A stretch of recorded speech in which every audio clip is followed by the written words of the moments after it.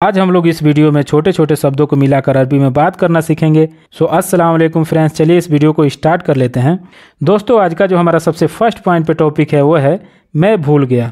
कोई भी चीज़ हो, अगर आप भूल जाते हैं और वही चीज़ आप किसी से बताना चाह रहे हैं कि मैं भूल गया, तो आप इसको अरबी में कहेंगे आना नसीत। आना नसीत। आना का मतलब होता है मैं और नसीत का मतलब होता है भूल गया। जैसे कि इंसा का मतलब होता है भूलना, वैसे ही नसीत का मतलब होता है भूल गया। आना नसीत, मैं भूल गया। या फिर दोस्तों आपको कहना हो मैं नहीं भूला हूँ। कोई भी चीज़ हो उसके बारे में अगर आप नहीं भूले हैं और वही चीज़ आप किसी से बताना चाहते हैं कि मैं नहीं भूला हूँ, तो आप इसको अरबी में कहेंगे आना माफ़ी इंसा। आना माफ़ी इंसा। आना का मतलब होता है मैं, माँ का मतलब होता है नहीं, फ़ी का मतलब होता है या हूँ। इस तरह का शब्दों के लिए फ़ी शब्द का इस्तेमाल होता है। इंसा यानी भूलना। और दोस्तों अगर आप सबको समेट के एक साथ में बोल रहे हैं आना माफ़ी इंसा, तो इसका मतलब हो जाएगा मैं नहीं भूला हूँ। या फिर दोस्तों आपको कहना हो तुम्हें मिला या नहीं। कोई भी चीज़ हो उसके बारे में आप पूछना चाहते हैं कि तुम्हें मिला या नहीं, तो आप इसको अरबी में कहेंगे अंता हस्सल्त वलला। अंता हस्सल्त वलला। अंता यानी तुम या तुम्हें या आप, इस तरह के शब्दों के लिए अंता शब्द का इस्तेमाल होता है। हसिल का मतलब होता है मिलना और हसल्त का मतलब होता है मिल गया। वाला का मतलब होता है या, अल्लाह का मतलब होता है नहीं। और दोस्तों अगर आप सबको एक साथ में समेट के बोल रहे हैं अंता हसल्त वाला, तो इसका मतलब हो जाएगा तुम्हें मिला या नहीं। या फिर दोस्तों आपको कहना हो मुझे मिल गया, यानी जस्ट उसी के रिप्लाई में अगर आपको कहना हो कि मुझे मिल गया, तो आप इसको अरबी में कहेंगे आना हसल्त। आना हसल्त। आना यानी मैं या मुझे, इस तरह का शब्दों के लिए आना शब्द का इस्तेमाल होता है। और हासिल का मतलब होता है मिलना, वैसे ही हसल्त का मतलब होता है मिल गया। आना हसल्त, मुझे मिल गया।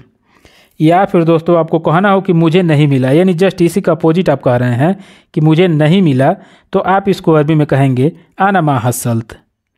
आना मा हसल्त। आना यानी मैं या मुझे, इस तरह का शब्दों के लिए आना शब्द का इस्तेमाल होता है, जैसे कि मैं आप लोगों को पहले ही बताया था। माँ का मतलब हो जाएगा नहीं, और जैसे कि हासिल का मतलब होता है मिलना, वैसे ही हसल्त का मतलब होता है मिल गया। और दोस्तों अगर आप सबको एक साथ में समेट के बोल रहे हैं आना मा हसल्त, तो इसका मतलब हो जाएगा मुझे नहीं मिला।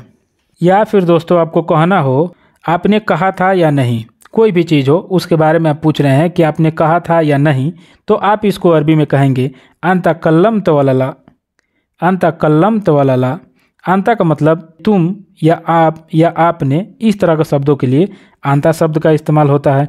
कलिम का मतलब होता है कहना, और कल्लमत का मतलब होता है कहा था। वाला का मतलब हो जाएगा या, अल्लाह का मतलब हो जाएगा नहीं। लेकिन दोस्तों अगर आप सबको समेट के एक साथ में बोल रहे हैं, जैसे कि अंता कल्लम तो वलला, तो इसका मतलब हो जाएगा आपने कहा था या नहीं। और जस्ट दोस्तों इसी के रिप्लाई में अगर आपको कहना हो हाँ मैंने कहा था, हाँ मैंने कहा था, तो आप इसको अरबी में कहेंगे अय्व आना कल्लमत। अय्व आना कल्लमत। अय्व का मतलब हो जाएगा हाँ, आना का मतलब मैं या मैंने, इस तरह के शब्दों के लिए आना शब्द का इस्तेमाल होता है। कल्लमत यानी कहा था। अय्व आना कल्लमत, हाँ मैंने कहा था। या फिर दोस्तों आप लोगों को जस्ट इसी का अपोजिट कहना हो कि नहीं मैंने नहीं कहा था। नहीं मैंने नहीं कहा था, तो आप इसको अरबी में कहेंगे ला आना मा कल्लमत। ला आना मा कल्लमत। ला का मतलब हो जाएगा नहीं, आना का मतलब मैं या मैंने, इस तरह के शब्दों के लिए आना शब्द का इस्तेमाल होता है। और माँ का मतलब भी होता है नहीं। कल्लमत यानी कहा था। बट दोस्तों अगर सबको आप समेट के एक साथ में बोल रहे हैं ला आना मा कल्लमत, तो इसका मतलब हो जाएगा नहीं मैंने नहीं कहा था। या फिर दोस्तों आपको कहना हो कि तुमने क्या किया। किसी से आपको पूछना हो कि तुमने क्या किया, तो आप इसको अरबी में कहेंगे अंता एस सवेत। अंता एस सवेत।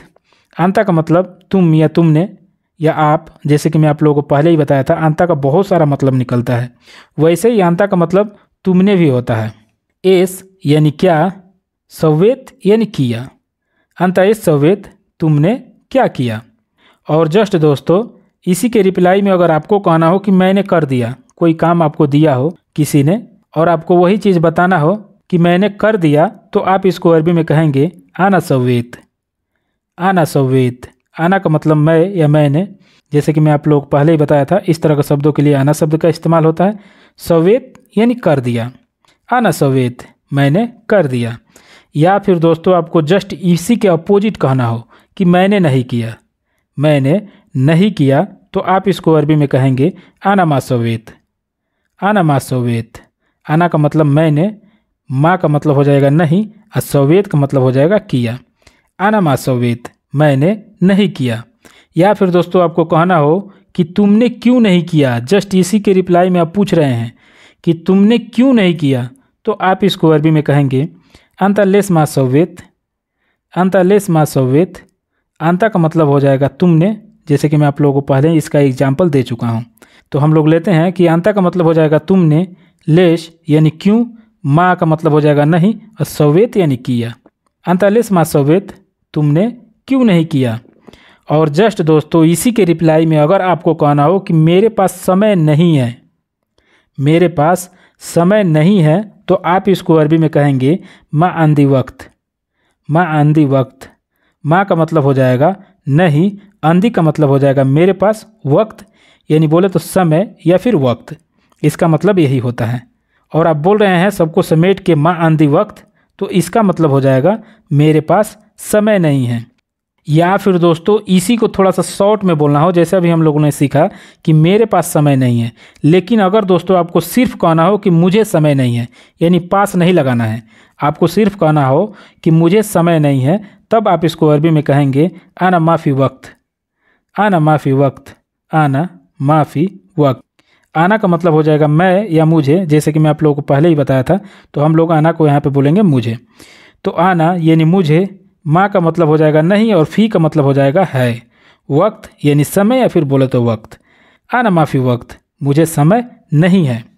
या फिर दोस्तों आपको कहना हो कि आपके पास कब समय है, किसी से आपको पूछना हो कि आपके पास कब समय है, तो आप इसको अरबी में कहेंगे अंदक मीता फ़ी वक्त, अंदक मीता फ़ी वक्त, अंदक मीता फ़ी वक्त। अंदक का मतलब होता है आपके पास, और मीता का मतलब होता है कब, फ़ी यानी है, वक्त यानी समय या फिर बोले तो वक्त। वक्त का मतलब यही होता है, वक्त का मतलब वक्त भी बोले या फिर समय बोले। तो आप कहेंगे अंदक मीता फ़ी वक्त, तो इसका मतलब हो जाएगा आपके पास कब समय है। या फिर दोस्तों आपको कहना हो कि मेरा सामान कहाँ है, किसी से आपको पूछना हो कि मेरा सामान कहाँ है, तो आप इसको अरबी में कहेंगे वेन हक की अगरात, वेन हक की अगरात। वेन का मतलब होता है कहाँ, हक की का मतलब होता है मेरा, और अगरात का मतलब होता है सामान, यानी बोले तो सामान को अरबी में अगरात बोला जाता है। और सबको आप समेट के एक साथ में बोल रहे हैं वेन हक की अगरात, तो इसका मतलब हो जाएगा मेरा सामान कहाँ है। या फिर दोस्तों जस्ट इसी के रिप्लाई में आप कह रहे हैं कि मुझे नहीं पता है, मुझे नहीं पता है, तो आप इसको अरबी में कहेंगे आना माफ़ी मालूम, आना माफ़ी मालूम। आना का मतलब मैं या मुझे, जैसे कि मैं आप लोगों को पहले ही बताया था, इस तरह के शब्दों के लिए इस्तेमाल होता है। तो आना का मतलब हो जाएगा मुझे, माँ का मतलब हो जाएगा नहीं, फ़ी का मतलब हो जाएगा है, और मालूम का मतलब हो जाएगा पता या फिर बोले तो मालूम। इस तरह के शब्दों के लिए अरबी में मालूम शब्द का इस्तेमाल होता है। और सबको अगर आप समेट के बोल रहे हैं आना माफ़ी मालूम, तो इसका मतलब हो जाएगा मुझे नहीं पता है। या फिर दोस्तों आप लोगों को रिप्लाई में पॉजिटिव बोलना हो, जैसे कि मुझे पता है, तो आप इसको अरबी में कहेंगे आना मालूम, आना मालूम। आना मालूम का मतलब हो जाएगा मुझे पता है। या फिर दोस्तों आपको कहना हो आपका सामान यहाँ है, किसी से आपको बताना हो कि आपका सामान यहाँ है, तो आप इसको अरबी में कहेंगे अंत अगरात फ़ी हिना, अंत अगरात फ़ी हिना। अंता का मतलब हो जाएगा तुम या आप या आपका, जैसे कि मैं आप लोगों को पहले ही बताया था कि इस तरह के शब्दों के लिए इस्तेमाल होता है। तो हम लोग बोलेंगे अंता यानी आपका, अगरात यानी सामान, फ़ी यानी है, हिना यानी यहाँ।